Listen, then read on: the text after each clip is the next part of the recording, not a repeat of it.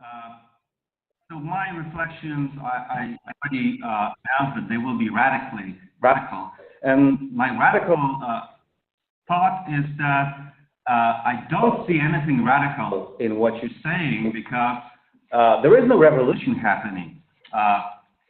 At the end of the day, you seem to agree with all research, all heuristic methods, all explanatory patterns. All that there seems to be happening is some terminological choice or something like that. But when I think about it, maybe there is something more to it. Maybe there is something that makes a difference between radical embodied cognition or radical enactive cognition, whatever enactive means, I never know. It's that there is something different between those two attempts, between the as-representational account and the radical enactive account of what happens, for example, in rats. So in your talk, you seem to suggest that there is nothing that decodes the state of a map for the purposes of the rat. Which is of course true. Why would the brain encode something to then decode it when the optimal form of the information is already in? If you read people doing control theory, you will see that actually this is just a purely theoretical notion of decoding, which is used to analyze how the feedback relationships will occur. However, what is interesting is that this encoded information can be used for inferences. And you seem to blissfully ignore what we have wrote with Pavel in our paper, and I have also wrote a single paper about it, namely 2013 paper by Pfeiffer and Foster, who have observed inferences, anticipatory inferences in a rat who tries to find an optimal way to his favorite food, namely liquid chocolate, as I remember. So what happens there? The rat has encoded the environment in a certain way in the place cells, but these same place cells have two frequencies of firing. The higher frequency is used for so-called precession. Precession is a phenomenon that the higher frequencies encode counterfactual movement of a rat, the future movement of a rat. So what happens in sequence, and they have observed it directly, so it's not inference, and that's why it was published in Nature, as far as I remember, was that the rat actually selects the shortest, the optimal route to the target. So of course there is surrogate reasoning using that. You couldn't do that without using the map. So basically there is surrogate reasoning, and the reader, of course, is not doing anything decoding, like trying to connect this to particular places in the environment. The thing is that the representation is different from the target. That's why it has different properties. So that basically shows that surrogate reasoning happens in a rat, already in a rat. And that brings me to the topic of that you seem to ignore throughout your work, which is the use of these representations and models, which have been actually proven to be necessary for optimal control, which is a very well-known good regulator theorem from 1970 by Conant and Ashby, and they simply show that you need as many degrees of freedom in a control system as in the system is in the plant, as they say in the control theory, that the system controls. So basically what we need is a model, an isomorphic model, as they say, to control optimally. Of course you can control something suboptimally. Of course you can, but this is something that we need to control things. So the thing is that, of course, we do not need content to think about things. Basically, we are biological systems, and we need to control our actions, our motor systems, to select actions, and so on. So maybe that's the inactive part of my thinking. So basically, another thing that struck me is that you try to also say that there is everything that we say is consistent with a covariance view. But this is not true. If you have a map of Sydney, okay, the map is already outdated. It does not covary anymore. It's there, it's a model, but the model does not change anymore. I have an old map of Warsaw, totally useless today, okay, because the buildings have changed. That's not covariation. So covariation implies similarity, but similarity does not imply covariation. So that's not total identity. There's something different, and although if you might be correct to say that there is maybe not a fully worked out theory of information is based on similarity, you are using it yourself if you think that the outdated maps no longer represent accurately, because you have to assume that they do not covary. That's what you do. And that brings me to one more thing. You seem to say that defenders of structural representations think that there is no distinction between vehicle and content. I don't know where you take it from. Definitely not from our paper. Definitely not from Wojciechowski's papers. And this is simply preposterous. This is not what we say. And what is the main point of our paper, totally ignored in your talk, is that vehicular properties are not relevant for explanation of the success of the right. It is not vehicular properties. So here we come to the difference between what you say and what we say. You say there is no change beyond, getting rid of the content. We can go ahead with clarified notions, no content, and we will be happy and so on. But the trick is that it's not the properties of neurons that explain the success. Because as far as we know, it's not just the encoding in the brain, but also the relationship of these neurons to the environment. So it's the relational property. It's not the property of something that is similar to something else which is relevant. It's the similarity relationship that is relevant. And then you cannot talk about similarity by simply reducing it to a vehicular property, because it's not a property of a vehicle.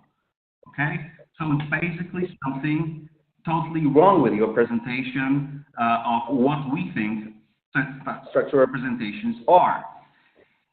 And that brings me to the final consideration, namely, I do not really understand what the criteria of success of naturalization of content in your account really are. So as far as I can see, the best known way of giving a precise formal account of what satisfaction is has been given by Alfred Tarski, probably somewhere in the vicinity of this building that I'm in, who has analyzed the notion of truth as involved in deductive theories. Now, I'm not sure if you would still say that just because it was formal in model theoretic terms, as we now say, it is not satisfactory that we do not know how it actually works. But how it works by simply saying that there is a notion of denotation. So you have a mapping between entities, basically sets and members of a set, to predicates and variables or constants in a language. So basically what makes Tarski's theory a correspondence theory of truth is that satisfaction basically grounds the idea of truth in some reality that the theory is supposed to be about. Just because it's a deductive theory, the theory will be true about everything. But that's a very specific case of deductive theories that he has in mind. But my question is that a satisfactory notion of satisfaction conditions? Does Tarski provide a good account of content, at least for logic, or maybe do you need something more? Because I'm really confused. I see your quest as, trying to apply the term hard to just any problem would be as good. I could say that there is a hard problem of life because there is no single theory of life in biological sciences. There are lots of different people say, well, maybe life is metabolism, maybe it's just, maybe it's reproduction, maybe it's both. So maybe we should get rid of the notion of life and just stick to metabolism. It's a clarified notion. There is no life. There is no notion like that because we don't know what it is. Or maybe there is a hard problem of affordance because we have at least, dozen theories of affordance. Nobody knows what actually the information in Gibson sense is. It's not covariance. It's about something. So basically, maybe there is a hard problem of affordance, and then I could go ahead with any discussion whatsoever if we don't have any criteria of success. And I simply don't get what would be the proper way of saying, now the problem has been solved. We have progress of some kind. And that's basically what I wanted to say for making this fight or discussion up. Okay, good. Well, that was quite a sparking up. Well done. Yeah. Lots of radical questions and radical challenges to radical inactivism. There are lots of questions, so take some time to answer them. You can begin from wherever you want, and then we can come back to the other questions, maybe. Okay. So maybe I'll start and then I'll let you jump in on some parts. So let's just dial back to the final question about what success conditions are there on a theory of content, right? And look, I have some sympathy with the thought that if we wanted something like a purely formal Tarskian account, right? Perhaps you think this does satisfy because we've got those relations in the sets and all the rest. I think that's a mapping condition, and you could get that out of Wittgen's the Tractarian theory, picture theory, right? So on some conception of a formal notion, perhaps you might want to say that that's obviously going to fall out of these functional discussions, and you might be satisfied with that. I think that, and so you might be thinking this is a throwback, but this is a throwback into the canonical textbook notions that people use in cognitive science and the philosophy of mind. So when they're talking about something more robust, they are talking about something more equivalent to what, even though it had those extensional properties that Davidson was searching for when he wanted to have a theory of natural language, or the properties that Fodor wants when he's looking to have, as Neander herself set out, and that was our hard target. So I don't think we're actually just straying off the cusp and saying, look, we're arbitrarily picking out a notion of representation. We're looking at the one that people have asked for. I think also in these debates that tracks pretty well what's happening when, in recent times, many people have moved away from that traditional notion, and that's not a purely formal notion, I think, for them. So the difficulties in defining what counts as a successful theory, if there are problems, which properties do they have? We had for something like the intentional with an S properties that Neander highlights. These are the kind of things that the literature has been interested in, and it also fuels the debates around deflationism, when people have been trying to give us an account, and representationalists themselves give us an account of content. We're looking at Chomsky and Egan, for example. So actually, I don't think, let me come back to what Marcin was saying. I don't think it's unfair for Marcin to say, look, yeah, sure, let's get some boundaries on what the target of success is. I think that's a reasonable claim in any domain, right? So if we're just saying a formal theory of the kind that Tarski was proposing satisfies people and they think that is an adequate account of truth conditional content, and look, maybe that's what Millikan's saying, when Millikan does say, and that would make sense of this, right? She says something like, we just need this purely extensional notion of truth. We don't need this intentional finesse nonsense, right? That would actually make sense of the debate between her and Karen Neander that we just witnessed. But that would mean that we could accept that as not a theory of content in the other sense, and that would fit in with this story. So that's how I would want to respond to, at least off the cuff, the first one. I don't know, Miguel, did you want to say something about the neural similarity, the vehicle content distinction? Well, I mean, it's really a good point that you raised, is like, because kind of a discussion that we had. So this period is still a work in progress, and we are still like discussing how to. We wanted to present to you to get some feedback. So it's interesting because it's, for example, the idea that this identity, it seems to be pretty clear. For example, in the work of Gerald O'Brien. So in this case, sorry if we misinterpreted you in this example.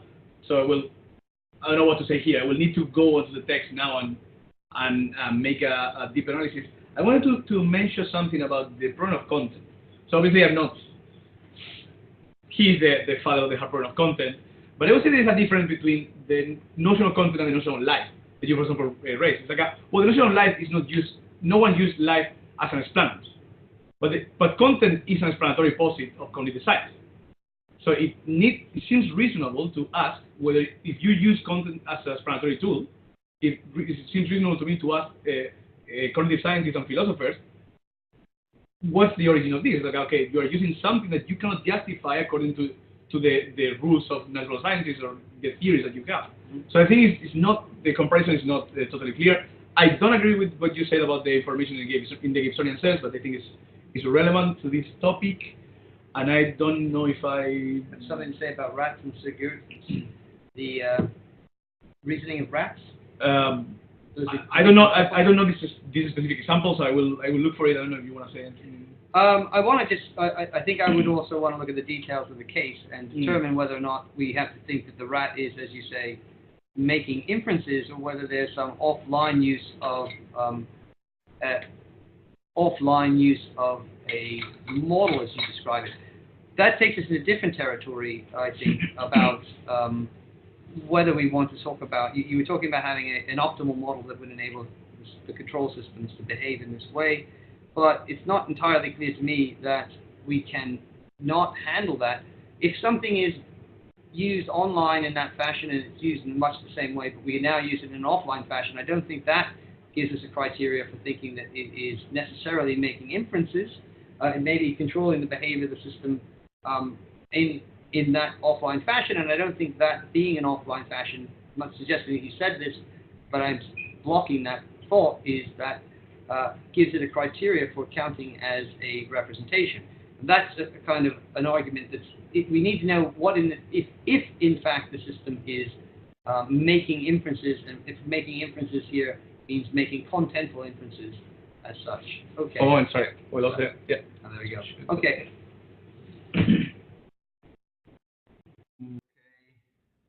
So thank you very much, Dan and Miguel, for your very interesting talk. I have to say that I cannot be that radical as the organizer wanted me to be. So in fact, I'm very much sympathetic with most of your critiques. In point of fact, I was really surprised of seeing that there are new attempts at reevaluating the notion of similarity in trying to cash out what content amounts to be. For in point of fact, it seems to me that the basic worries that appealing to similarities might, in point of fact, prompt in this context have not been addressed at all. That is, it seems to me that still the old criticism that were raised, say, either by Wittgensteinians or by Goodman or by Fodor are still unanswered, and your critiques in this respect seem perfectly to go in this direction. That is, it seems that similarity is neither a necessary nor a sufficient condition in order for something to have a content, and appealing to covariance seems unhelpful in this respect because of the famous criticisms that, in point of fact, the Fodor raised in this respect. And in fact, I was, this is just incidental, but I was surprised by saying that there is a sort of revival of the teleological, the teleosemantic account, without taking into consideration, at least from what it seems, what was the main criticism that Fodor addresses to the teleosemantics already in his paper of 1990, that he said that, in point of fact, that sort of approach seems to conflate what is for a representation to be anomalous with what is for a representation to be false. The two things actually come completely apart. So, in point of fact, even the answer that recently Ruth has provided to these questions seem again to go in this direction. That is, a representation is false just insofar as it is entertained in anomalous conditions. And it seems to me that Fodor has rightly explained that this cannot be the case, at least always. So I'm pretty much in favor of your pulse deterrence, I would say. So my question would be addressed to whether you want to intend your sort of criticism as just addressed to a sort of account of representation that appeals, as in this case, to the fact that representation is a vehicle that somehow is based or is located in our brain, or maybe even elsewhere, if one appeals to some sort of extended mind theories. But let us hope. We lost you? To a sort of deflation notion of representation. It appeals to content, but does not rely on the idea that in order for something to be a representation, it must be implemented somewhere in the brain or somewhere else. That is, as you said, in order for something to be a representation, you just have to fulfill certain conditions, that is, conditions that are normally spelled out in terms of directed, suppose something that might not exist, effectuality, and the fact that the representation, in order for that to be a representation, it might also be false. Defender of the representationalist approach might fulfill with all these requirements without having to say, as many naturalists, or instead want to say that a representation is something that has to be implemented in our brain. Some people, for instance, this was a lesson by John Searle that has been reprised, for instance, recently by Uriah Krieger, just to give you a name, say that to say that something is a representation is just another version of saying that something has an intentional content. So I would like to know whether in your account, in your positive account, you want to dispense altogether with the notion of representation and content, or you allow for a possibility that there might be a sense of representation and a sense of content that does not have to rely on the idea that representation are vehicular in a sense. This is my main basic question. Okay, and answer that. Okay. In general, not. I mean, I'm quite, well, the radical and activist account that we were developing is not only sympathetic, already committed to the idea of representations, especially in natural language, where I think we can talk about our capacities and forms of inferences that are fully contentful. I mean, we're obliged and struggling to do this to explain how the use of external symbols makes possible many of the kinds of features you're just describing, right? So my tendency is to think that when we get more materials in the natural setting, the notion of content and the sorts of properties, and that's the issue, right, that you're just talking about, can come up in the use of symbols in complicated socio-pragmatic structures that enable us to begin to talk. I mean, I have here some sympathies for the work of Davidson and Random. So in this sense, the idea of locating the vehicle of the content in the brain of the individual, I think, is a mistake. What we're trying to say, and we're seeing, in a way, we're exploring how far it's possible to go with this. What we're saying about the other properties, and I appreciate your analysis of if, for example, we dial that back, if it turns out that we have similarity-based cognition becomes important to cognitive neuroscience, then we want to say that at that level, we don't need that notion. It's not necessary here, so we don't need to draw those same distinctions.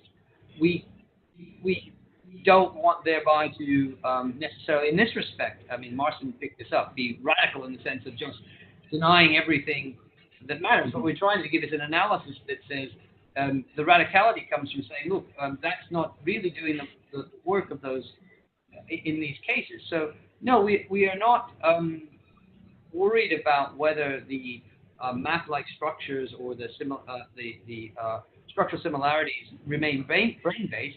What we want to then go on, and here's where it would be more interesting, is ask questions about what is, you mentioned the extended mind. We have a different take on that, but we would want to say that the cognition involves more than just those structures, and so completing cognitive tasks for us would be involve more than just what's going on in that package of response. And we think that would have been selected for. I fully agree with what you said about, and I'm very sensitive to that. I don't think many of the answers that Ruth would have given would have satisfied Fodor if he were alive today still. And I think that maybe something that's popped out of this is that maybe there's some crosstalk here about, as Marcin points out, what the demands are, right? So perhaps the idea is Fodor explicitly and powerfully pushing for the idea that content must be intentional with an S. It has to have that kind of property. And, Ruth, I think, is thinking much more along Marcin's line. It's just an extensional notion. Ergo, she's still fighting with Karen Neander. She thinks that Fodor and Neander are on the same side of that issue. So I think some of this clarity would be, what exactly are the properties? And I'm sympathetic to Marcin's point about this. What are the properties that people are demanding of representation, so that we know what we're doing when we're making a deflationary or other move, or what is it to solve the problem? I don't think we can get the notion of intentionality with an S until we get something like linguistic structures. That's my thought. And then the thought is, can we get by with something less to do the kind of work in cognitive neuroscience and elsewhere that can explain much of cognition without that? And so my thought is, we don't need to abandon the notion of content and representation altogether. We just don't need to have it employed at this level. And I think that's muddying the waters for the science. I appreciate your comments. And thank you, Daniel and Miguel, for your introduction and your overview of the paper. And I really enjoyed the paper. Also, I think my comments echo a lot of what Marcin said just a moment ago.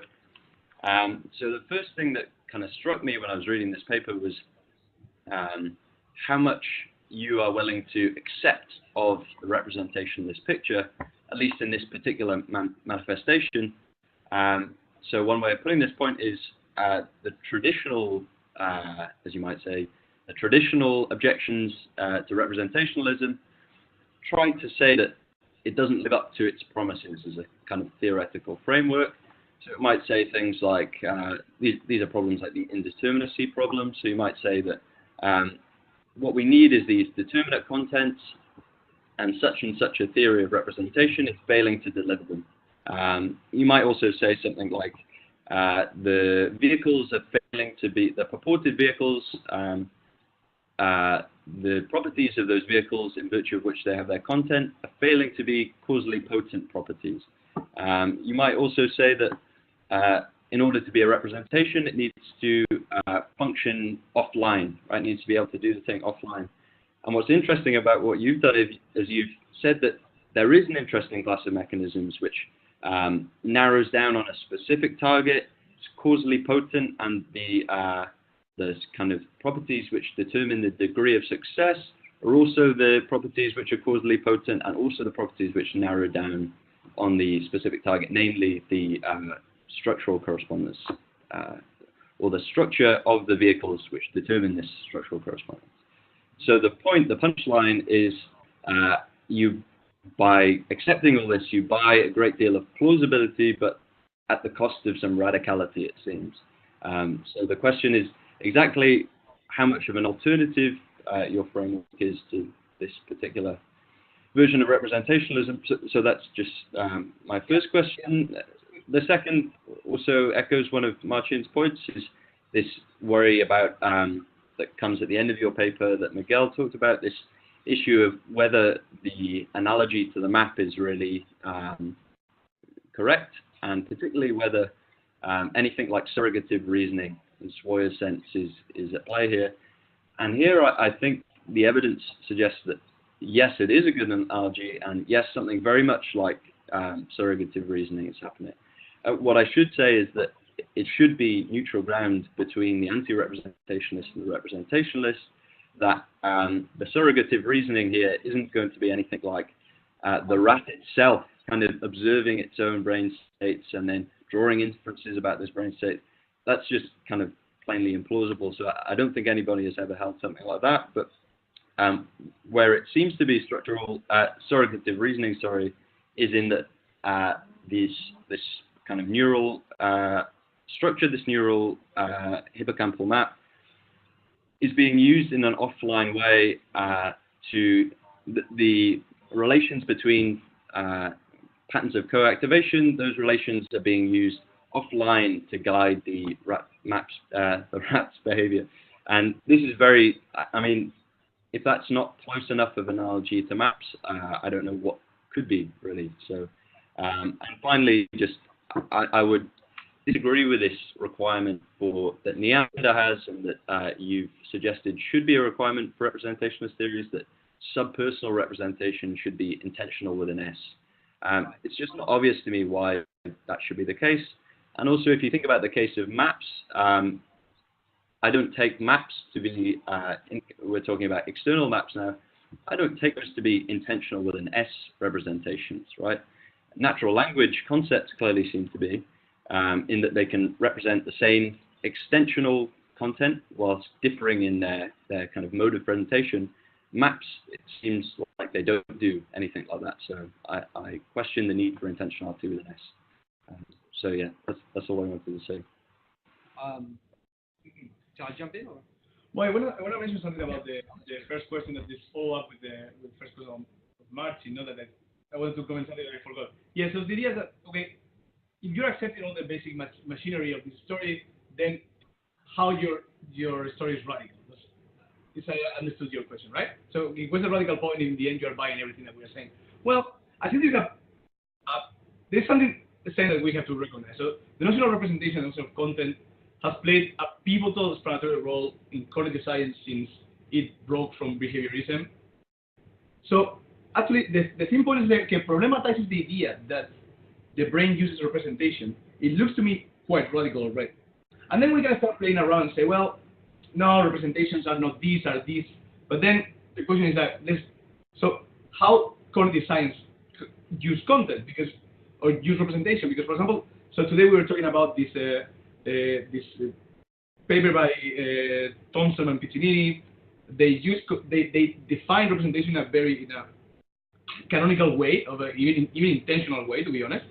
They do that. Then you go to Bechtel, which was doing also analysis of how neuroscientists use representation, and it doesn't look like to buy all those intentional parts. So in the end, it's like and that's the philosophical punch here. It's like okay, so far we have been told the notion of content plays a pivotal explanatory role. We are saying to you, well, doesn't look like, it's not clear for us that the brain is using anything like these contents. And then I think it's quite radical by itself. So the point is, let's gonna put content where it belongs, to language, and let's gonna describe the brain in a way that is more appropriate for a meat machine, as Clark calls it. Sure. Let me give a thank you. Let me give a slightly different answer to that question on two fronts. I mean, I'm not terribly, this may sound very odd, I'm not terribly worried about being radical in that sense. Although we've said that I've said at times, of course we said in the book, and maybe that's what Martin's picking up there, and in other papers too, that we do think this would bring a radical reconception at a conceptual level, right? So we're talking about a conceptual revolution through clarification. So I've said that before. But the notion of radical that we were really talking about in the book, that I was talking about, is the notion of getting at the roots of things. So right, that actually, I know that seems, there was two different uses in the original notion that we've used. One is to get at the roots of things, which I think is part of what we're trying to do here, which doesn't entail that we have to be radical in the sense of breaking with the tradition, or rather uniting with some other traditions here, right? So I think that if you're moving far away from the language of thought, so radical depends on who you're standing next to, which is one of the, we get into the micro features, it's how much of, and I think you had it spot on with the point that intentionality with an S and those things are tied up, and that makes sense for linguistic representations and not for map-like ones. I think that's entirely right. And I think that the point is that, you know, quite a lot of the field, I believe, is still, like it or not, stuck on the idea of a linguistic representation, and that's the kind of textbook notion of a representation, and it's a hangover from the good old classic AI. So, you know, you might even just say that some of the new work around S representations is radical in respect to that tradition of thought. So maybe the point is just that we're less radical in this debate than we might be in other debates. I don't think there's a lot of, because I think the notion is relative. It depends on who you're standing next to and what they're saying. And in our first version outing of this, that was really a comment about Alva Noe, who retained many of the linguistically based notions and wedded them on, for our money, onto the enactivist stories. And that notion wasn't really initially against all of the traditional thoughts.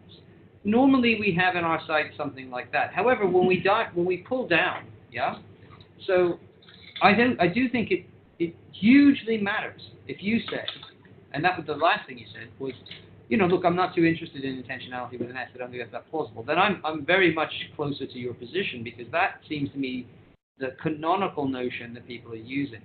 The offline part doesn't convince me that makes it necessarily more representational. I think that's just I grant you that's an additional dimension, and you might say, I mean, you did say, so I was interested to hear you make the point. So I would have looked at those experiments with a keen eye to see if it's anything like using inferences that were contentful, like that kind of thing, or want to say the rats doing that. So, because then the analogy is more like this. There's more or less similarity, that gives it a little bit more. How much, where do you draw the line? When do you count that as, properly representational or not? Actually, I'm not so worried about the word either. I think it'd be good enough to get a clean picture of the properties. And in that respect, I think it is fair to say let's refine the accounts. The deflationists are closer to the kind of position that we want. I don't think they're stable positions, right? So I do think that if the second move that we were looking at, that Miguel was looking at, is the better move, right? But I think it's a little. I think now it's a little wishy-washy about what we call a representation or not, depending on what we think about those strength of those analogies, right? So I don't think there's it's interesting. I don't want there's a knockdown argument there so much as clarifying which features we really think are there. I see this as going back to Carl Sachs. We didn't mention this in the paper. Just come out with a paper where it's much more in the old school philosophy mode, analyzing these discussions around cognitive neuroscience. And he's trying to draw out, as Millikan was trying to do, the idea that we can keep a Tractarian view of picturing and wed that onto some other account that's more properly contentful, like the Wittgensteinian notion of language games that arise when you have full-fledged linguistic structures, right? And that was in fact Millikan's ambition, which she inherited from Sellers, for how she got that story going. And Sachs is making the same kind of move. So if picturing turns out to be more of a formal notion and it lacks the properties, that's quite what I'm trying to draw out. If you tell me it doesn't have intentionality, but that winds up with language, I want to say these two things function differently. That's what the real radical and activist position is trying to defend. It's saying, look, they're really quite different forms of cognition, and we shouldn't muddle them up in terms of their properties. So the more we make these counts this way, and the more you say, I'm moving away from that set of properties, the more these positions are going to become very similar, and therefore what's going to happen is, I think, the debate won't be one of substance, it will be one of labels.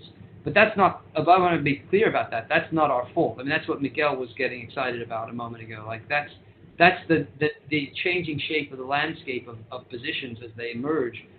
So we're seeing more accounts, I think, that don't have the strong commitment to some of the earlier textbook notions of representation.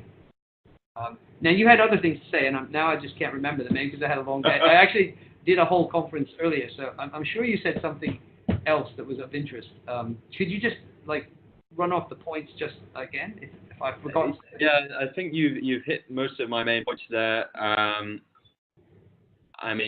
So there was a point about the kind of similarity between the S-representationalist account and your purportedly anti-representationalist account, and then there's this question about surrogative reasoning, and I think that's interesting. Yeah. I think that's really interesting. And look, I think the issue there, I mean, what lit my button up is when you moved away from the intentionality with an S. And that's not, and Miguel is completely right. There's a lot of other authors, it doesn't seem that they obviously can do that, right? Or at least it's not obvious in the way that they're writing, and some explicitly won't. So maybe I should clarify. I mean, I don't think that we should expect all mental representation to require intentionality with an S. So it may be indeed that we need to account for kind of concept use, for instance, as an intentional kind of cognitive representational process. And there are accounts of intentionality with an S in terms of mental files, for instance, picking out kind of individual things. But I mean, leaving aside the specifics, I think the point I wanted to make is we shouldn't hold intentionality with the S as the kind of be-all and end-all for representation writ large. And I think that's interesting, right? So that divides my targets. I would be much more suspicious that you could pull off the story about mental files, right? So our paper here is very defined on S representations, and that's why I think they're very interesting. They're much more compatible with these small adjustments to a radically inactive story. Now, we're not telling the story in the radical inactive terms here. Like, I'm not telling you the larger account of the dynamics and all the rest. So that would be a bigger, you know, it would fit in a different way than it would perhaps in traditional computational representational version. So we skipped all that so we could zoom in on these particular issues, right? Which is perhaps unsurprising then that we're coming closer if people don't want to defend those properties for these kinds of representations. And I think that's valuable, but that clarifies a lot. Then the question is, do you need mental files, and can we explain those? So we would treat those as separate issues, but I understand exactly what you're saying. That makes perfect sense. But you will note that many people are making those claims quite globally and universally about the properties of mental representations. And those are the ones we're usually rallying against. Thank you for those comments. Hello, everybody. Thank you very much for this very interesting presentation. I must say I'm personally convinced about some virtues of structural representations, especially as second order representation, and also to give an indirect answer to Alberto. I think the reason for a revival of structural representation is because they offer the best available mathematical account for computational models that relies on what is best known about neural mechanisms, especially as what is called population coding. And so there has been very, I think, important progress, for example, Krieges-Korte representational similarity matrices that can help in exploring interest aspect of many brain mechanisms, and also since structural representation are very close to the mathematical theory of measurement, which is an enormous body of mathematical framework. I think it's difficult to find other sources, other better ways to combine how neurons code in computational models. But of course, it's very important that philosophers point out all the troubles of taking structural representation as a tool for explaining and understanding the brain. Often, telesemantics is held to be a good way to answer some of the trouble. I heard several criticisms, and I quite agree. I would just add that my personal proposal is, instead of telesemantics, to use a developmental account of structural representation that can offer, I think, a better ground, similarly to what Martin said, to ground structural representation with their original causes in developmental time. This is not much different to what initially Tretzky suggests in learning representation, but of course it was completely different from structural representation. And I think, for example, in the phenomena of object categorization, well, what is important is to capture similarities, not similarities between a representation video and the real world, but similarities between objects in the world, which are fundamental for how to deal, how to act with objects.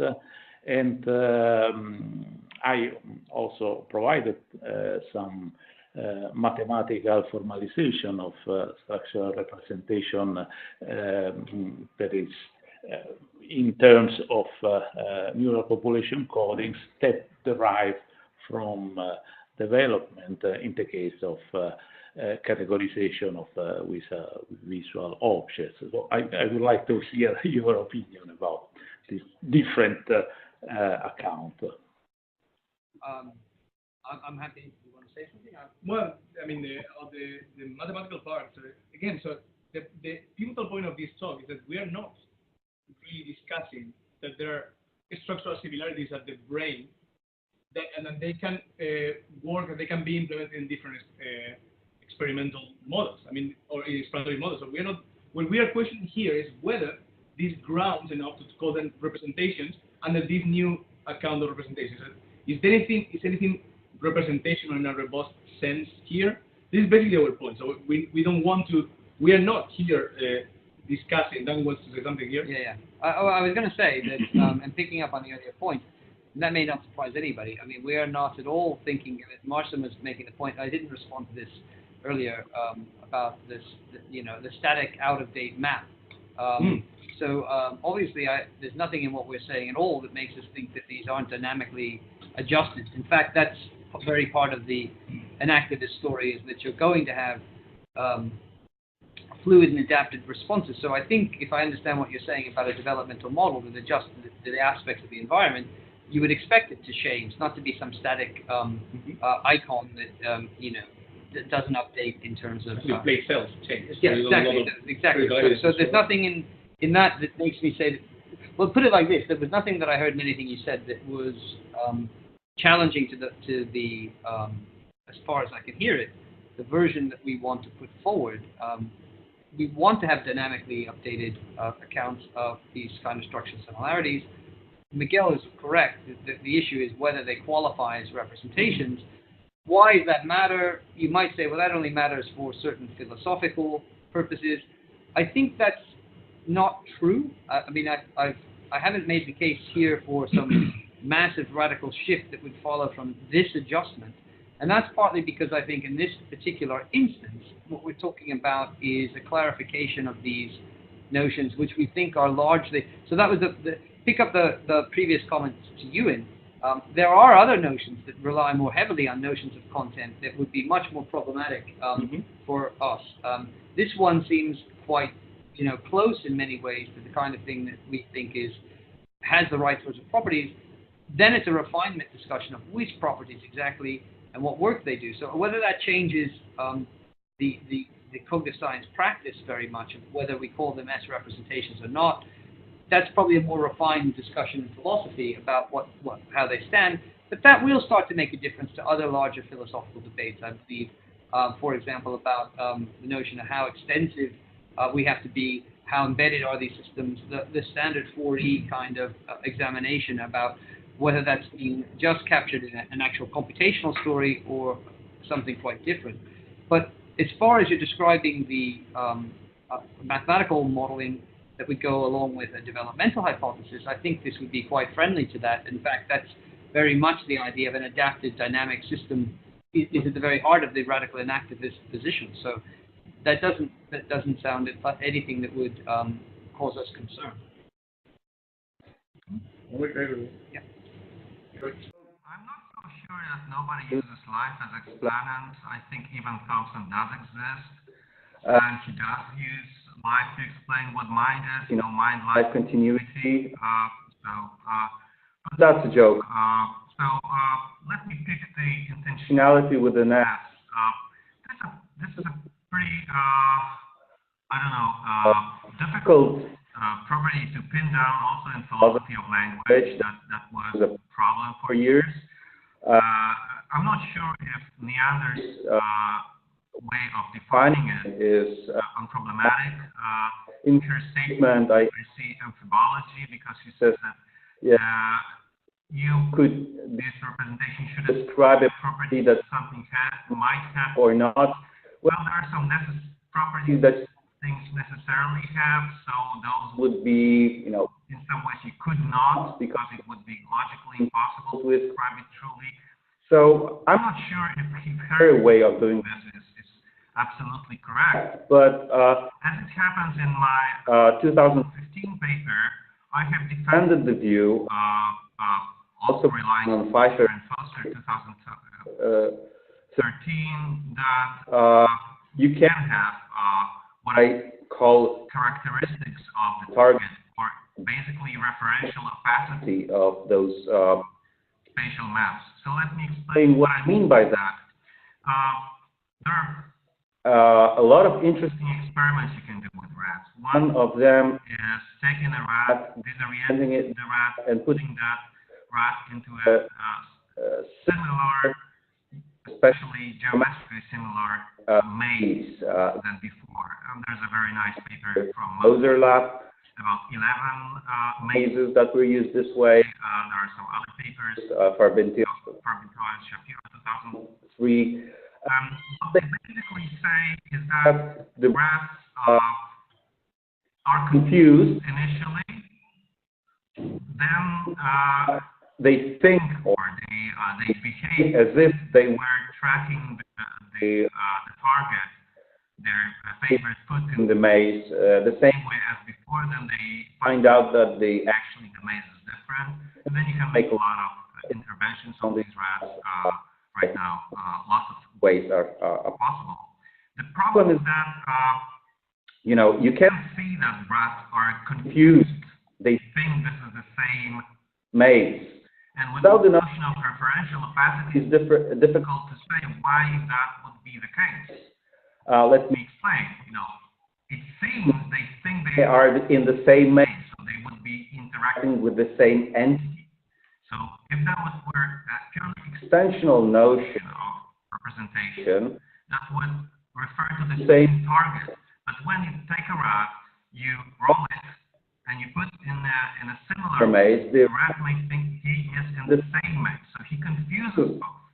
If he confuses both, then the representation cannot possibly be extensional, or at least it doesn't seem like that. And then, after some time, there are error signals when the rat does not find the reward. The rat might then have orienting reaction, as Pablo would call it. So he would look around and try to find out whether it's the same experiment. So I think even these experiments show that there is something like a referential opacity, meaning that there is a set of properties that we use to refer to a target, and we could confuse two things having the same properties, which is what happens here. We might not recognize the same thing if it is presented with having different properties, then we try to use that thing to identify. So I think both errors should be possible when you have referential opacity. Then I think at least in this sense you have intentionality without having language. I wonder what would your stance be about that case?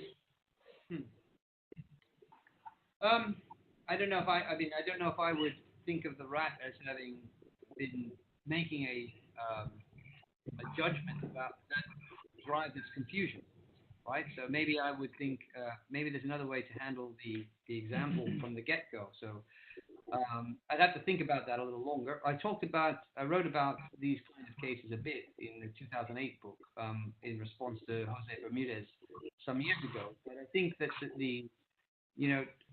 the first move would be I would want to not invoke those notions if I could possibly do so to explain the capacity of the system. So you might say, habitual responses to these environments. What gives lie? I would want to know more details. What gives lie to the idea that you say it's pretty obvious the rat's confused, it's disoriented in some way? What might be bringing that about? If you put it into a new environment, there's going to be something that signals to it that it's not in the other environment, because it's not just marching off and doing what it's meant to do. So it can't both recognize that it's in the old environment and be confused about its patterns of behavior. So some more description needs to be given about what's happening and why we want to make an attribution of that kind. Why is it that it's natural to suppose that it's thinking that it's in the old environment if you think it's confused? Well, first it tries to follow the same path. It's geometrically similar. Then there is a very well-known defined oriented response. Yeah, but that's a habit too. I mean, one can explain that without invoking the not a habit because it happens for the first time. You cannot have a habit for the first time. But maybe I need to get the example clearer, because you're saying that you take the rat from an unfamiliar environment and it responds as if it was in the other maze, and you say that. So maybe I've misunderstood the way you described this. Yeah, but it takes just a single exposure for the rat to do this, and that's well known since Tolman 40 in the 1940s. That was the problem for behaviorism, that because the single exposure would be a problem. You don't need a hungry rat for this either, which is also surprising for the standard learning theory. It's not a habit. You could of course say it's a behavioral response and so on. Till 1990, that was a standard take on this, yes. But the problem is that then you have one thing, which is the EEG response. You have the error negativity response, which is easily detectable, and then you have dopamine neurons firing, which is usually taken to mean that the rat is trying to have predictive reward learning, so reinforcement learning on this. So we have converging lines of evidence that makes this pretty a potent story. Of course, you could try to say it's not that, but my question then is, what would be the non-linguistic non-intentionality? Is it even possible with using external representations like icons? Do you think a picture, like a picture in your picture ID, my ID that I use in an airport, could have intentional properties or not? I think most people would say if you would use different glasses or you would disguise yourself, you are presented in a different way. So intuitively, from Phrygian notion, it's a different mode of presentation of the same entity. Yeah. And some way the early distinction between aspects and properly Phrygian modes of presentation might kick in. So we might want to say some things respond to things under aspects. I'm not disinclined to want to take some notion of that, but I think that falls short of under a description, which was the Neander. I mean, I take your point earlier that you were thinking that maybe she's pushing for something that's both vague in the literature, but also which is maybe too high end. I'm trying to avoid that, so I think there might be other ways to talk about extensional informational sensitivity and aspect of responsiveness without going as far as having those kind of canonical properties. I take it that Neander's borrowing pretty much from Frege on this as a model, and that's what we were largely targeting in these cases. So when you're giving it to me, that's what. So some degree of opacity might be possible, but how to make sense of that exactly without buying in the idea of opaque Phrygian style senses is what will be the challenge here. So can it be sensitive to some properties, not another under description? The case, and here's where I think, just come back to the point about why this all matters. Like, I would probably need time to look at the example, the rat example in slow mode, to determine what exactly I would want to say about how to best explain it without invoking those properties. And that's like the challenge, right? So I would always want to try and do this cheaper, right? And there's always that opportunity. So that seems to be, but the motivation for doing it cheaper is that the other properties, it's difficult. Your earlier discussion, I think, was well taken. Actually, it was useful to me because I think that the points you raised about Tarski might help me to understand better what Ruth's doing. I think that is closer probably to what she's thinking when she's thinking of truth in that formal sense, perhaps. At least that's one way you could make sense of this while ditching the connection to intentionality with an S as a condition for saying under what description is the thing actually represented, such that you can specify the conditions for which it might be false. right? So just go to a formal notion instead. The reason that matters is I think that the also perhaps vague but very common ways of talking about what a representation is, to talk about a representation as it represents under the way in which it represents, represented in a certain way, is kind of the almost textbook way that people talk about representations, right? You say something represents when it represents in a certain way, and I think that invokes this vision of a intentional with an S story right at the heart of most textbook understanding. So this is a rather refined and different way of trying to talk about them, which I think has the properties of a more a picturing relationship, much more similar to the kind of thing you had in the possible world semantics you get in the Tractatus, right? That's not such a problem to me as an idea, but I don't think that is the notion of representation that most people have been operating with. So that's the issue. I'll think about the rat. Maybe I'll get you if you'll send me the paper and I'll have a look. And when I get a moment, and I'll think about how better to answer that question. Okay, thank you very much. I think that we are run out of time. So. Yeah, of course. Rats. Well, yeah, that's just a quick follow-up. Okay, very quick follow-up. I would say that very interesting to learn that one can appeal to a difference in structure representation in order to account for the Phrygian puzzle, let us say, for the fact that representation must have a spectral shape. But one should also address the other direction, that is, one should check whether having the same kind of structural representation is enough in order to explain one behavior. That is the other case, that is the twin Earth cases. For this was the reason why Fodor, once upon a time, decided the syntax was not enough in order to account for that problem. He said, well, we have to appeal again to content, for syntax is not enough. And I guess I have the feeling that if one appeals to structural representation, exactly the very same kind of problem will arise again. This is just a suspicion, but it should be checked. You mean one of the experts? Yeah, exactly. Yes, okay, very good. Thank you for that.